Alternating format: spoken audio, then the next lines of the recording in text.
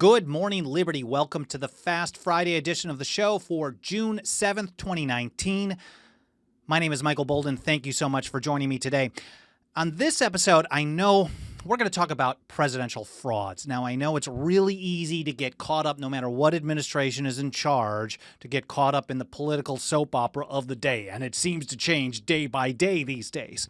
But I think it's far more important to recognize that the lies, the fraud, and the centralization of power seems to continue unabated no matter which political party holds power in Washington, D.C. It's a serious problem. So I want to start by going to the most recent former president, Barack Obama. I'm going to share with you in this episode what I see as the top 4 frauds from his administration. Now, I'm going to skip some of the more obvious ones, for example, like if you want to keep your doctor Obamacare one, and I know there are a lot more. So I'm interested in hearing your feedback on this, whether you're leaving a comment here live or in the archive, or if you want to email me over at team@10thamendmentcenter.com. If you like this kind of episode, I think it's worthwhile to continue going backwards and looking through a lot of the presidents in modern times and addressing where they've actually sold us a bill of goods.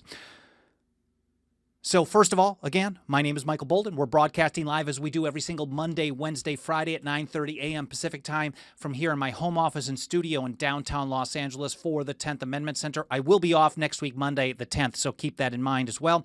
We have all of our archives over at 10thamendmentcenter.com/goodmorningliberty. Of course, we broadcast live to a number of channels, YouTube, Facebook, Periscope, DLive, Twitch, and elsewhere. And I'm very grateful for all the reviews that have been coming in over at iTunes. And if you're also listening on Spotify, that is much appreciated for the podcast edition.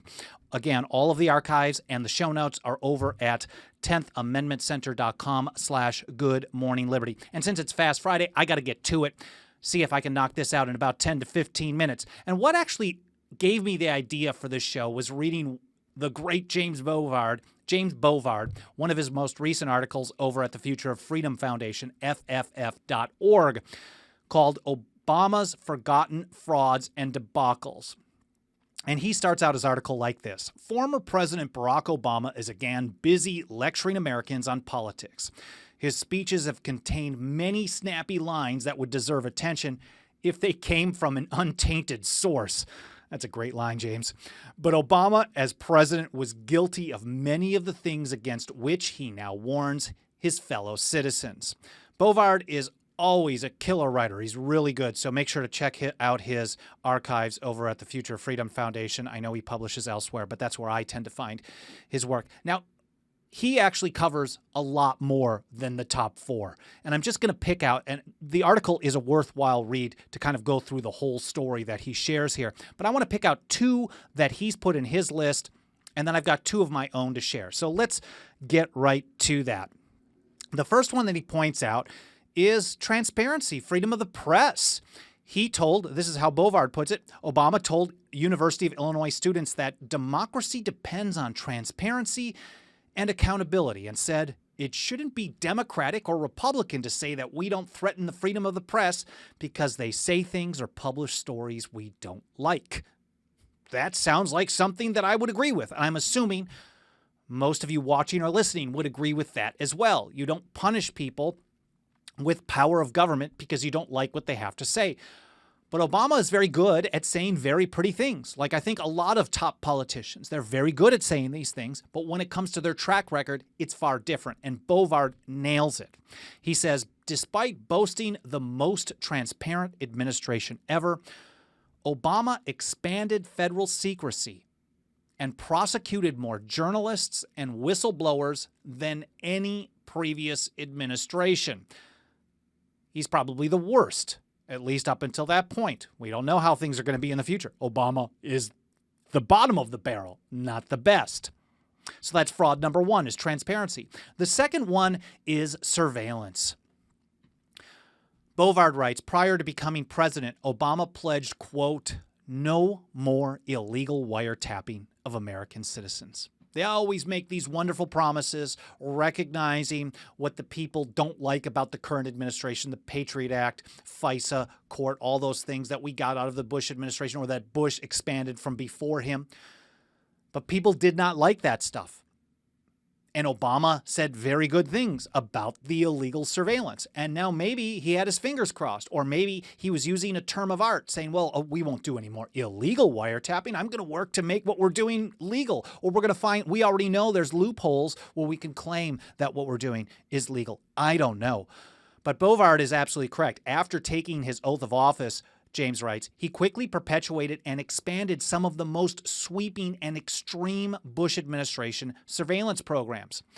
Obama's Justice Department secretly did it in secret. They decreed that all phone records of all Americans were, quote, relevant to terrorism investigation, and thus the NSA could justifiably seize everyone's personal data. So maybe Obama didn't lie there, but it's a message that the illegal surveillance was going to stop. For those of us who can read, as in reading the Fourth Amendment, we know that warrantless mass surveillance is totally unconstitutional all the time.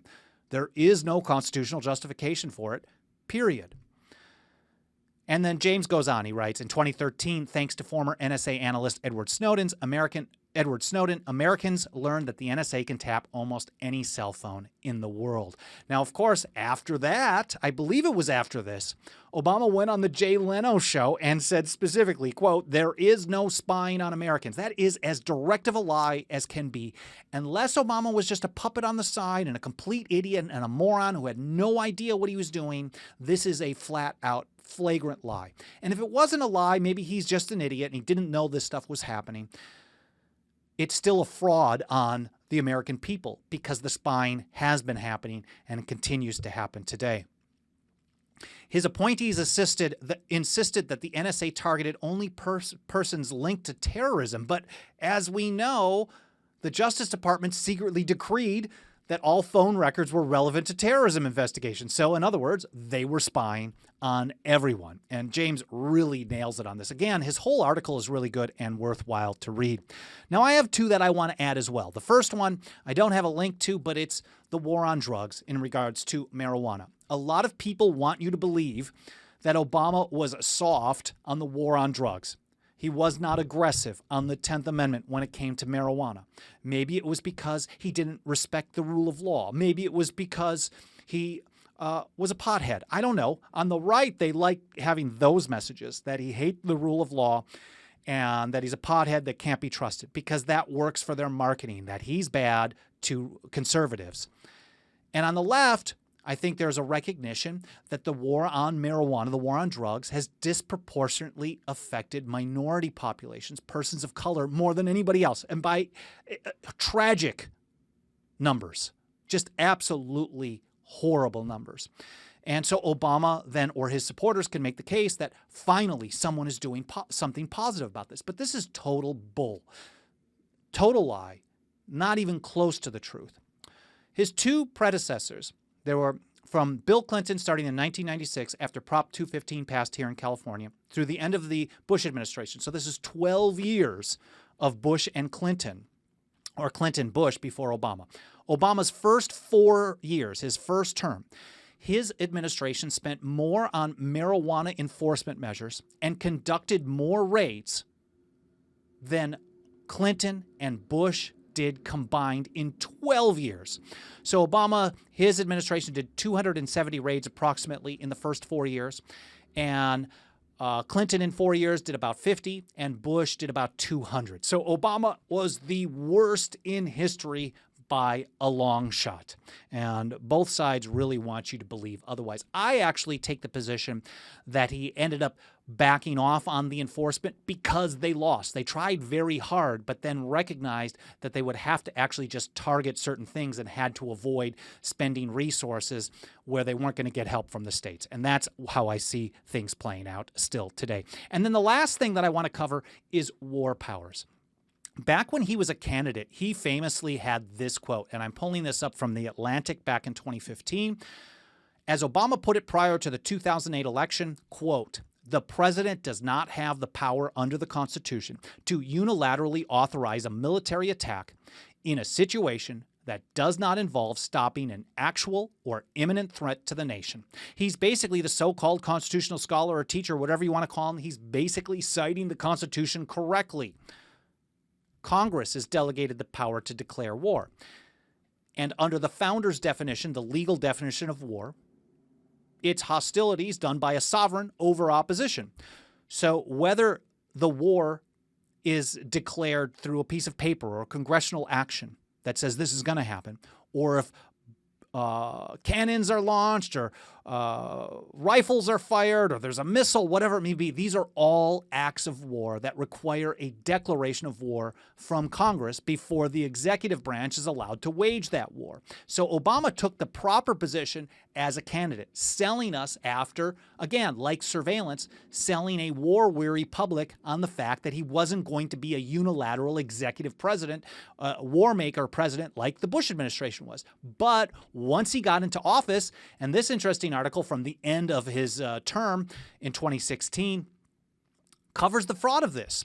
Listen to this. President Obama, this was on December 6, 2016. President Obama, who invaded Libya in 2011 without even asking for congressional approval, took the occasion on Tuesday in his final 45 days in office to lecture Washington about constitutional and democratic conduct of war. Obama on Tuesday also said the U.S. should avoid intervening in foreign countries' internal affairs. Now, this is the same kind of stuff that he did. This is an exact description of what he did with Libya, a pretty massive air war in Libya.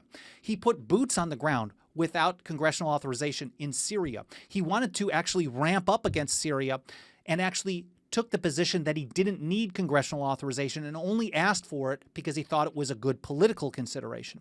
But then on top of it, he had a drone war against Pakistan and supported the drone war against Yemen as well. So Obama was engaged in a lot of hot wars that had zero congressional authorization. He did the exact opposite of what he said on the bookends before and after at the end of his presidency. This is a massive fraud on the American people.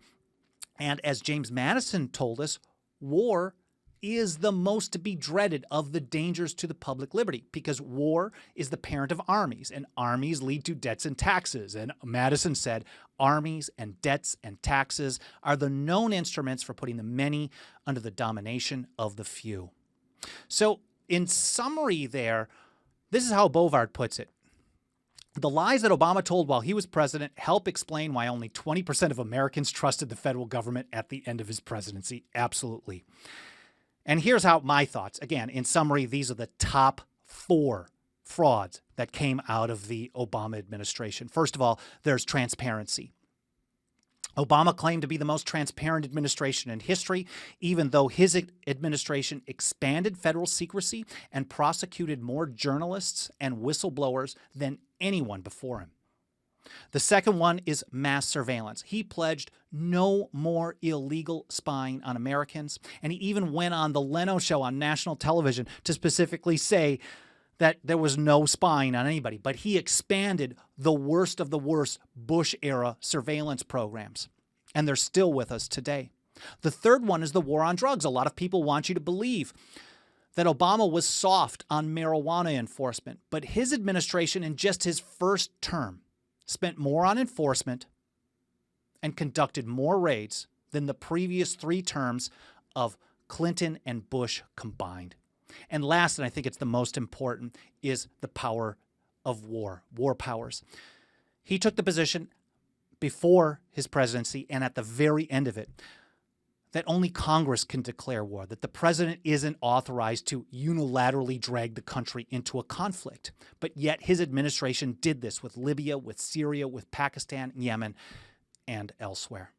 So I hope you guys found this interesting, insightful, educational, fun to watch, all that good stuff. If you support the show, a lot of free things that you can do. Smash the like, subscribe, share, comment. And of course, on the podcast versions, iTunes, Spotify, and elsewhere, please continue leaving reviews. I really, really appreciate all the feedback we've been getting. And if you want to support us financially, do not feel obligated. But if you want to kick in some money, we make it go a long way. 10thamendmentcenter.com/members is where you can get a membership for as little as $2 a month. You can also find this kind of cool Betsy Ross flag t-shirt that I'm wearing for this episode as well over on our shop.10thamendmentcenter.com website. Again, I will not be here Monday, but I'll be back on Wednesday for our normal Monday, Wednesday, Friday schedule next week and going forward. I'm very grateful for you spending some time with me today. I hope you have an awesome weekend, and we'll see you next week here at Good Morning Liberty. Have a great day.